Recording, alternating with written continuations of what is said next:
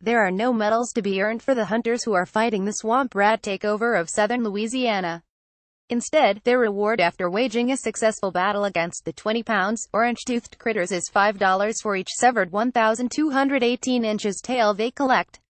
Louisiana's government collects the tails as proof of a kill and gives a cash payout to incentivize citizens to help the state's efforts to rein in the swamp rats, known as nutria, whose grazing has accelerated coastal erosion of land already vulnerable to hurricanes.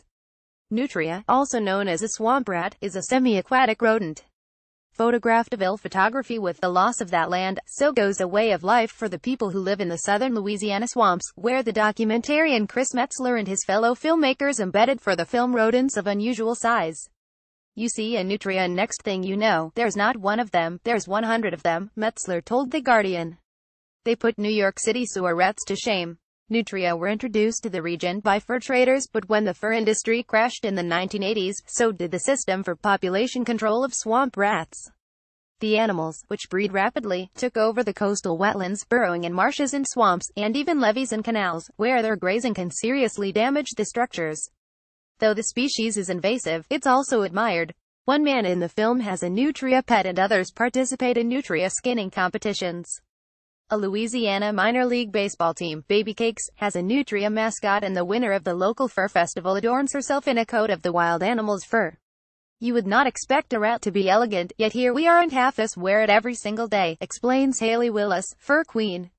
Nutria tail assessor John Simeon submits the necessary information to the state so that the hunters and trappers can redeem their $5 per tail bounty.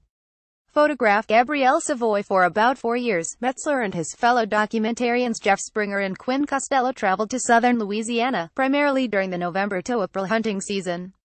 They stomped through the marshes and dined on nutria. We were able to get over the ick factor because Louisianans know how to cook, Metzler said. That taste test was inspired by the state wilderness department's Nutria for Human Consumption campaign, an initiative formed in response to the overabundance of nutria.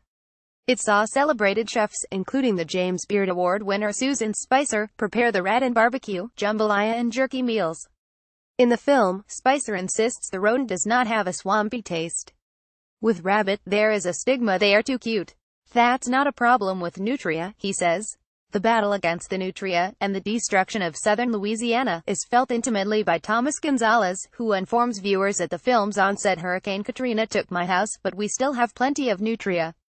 Thomas Gonzalez, a swamp rat hunter, in the wetlands of southern Louisiana. Photographed Gabrielle Savoy. Gonzalez, an affable swamp rat hunter, lives on Delacroix Island, about 30 miles south of New Orleans. The island's wetlands have been home to a close-knit community for 200 years, but the hurricane threat is rapidly driving residents, including his son, north of the levees. Metzler said Gonzalez declined to attend the documentary's the 15th of November world premiere in New York City because he had no interest in visiting the city, but the filmmakers hoped to get him to a screening in Louisiana. Gonzalez concedes at the end of the film that there's only so much hunters can do to stop the species, whose females have only a 4-month gestation period, allowing for 3 pregnancies a year with litters of an average of 5 animals. Stopping the nutrias is mission impossible, Gonzalez said. The good Lord couldn't get rid of them.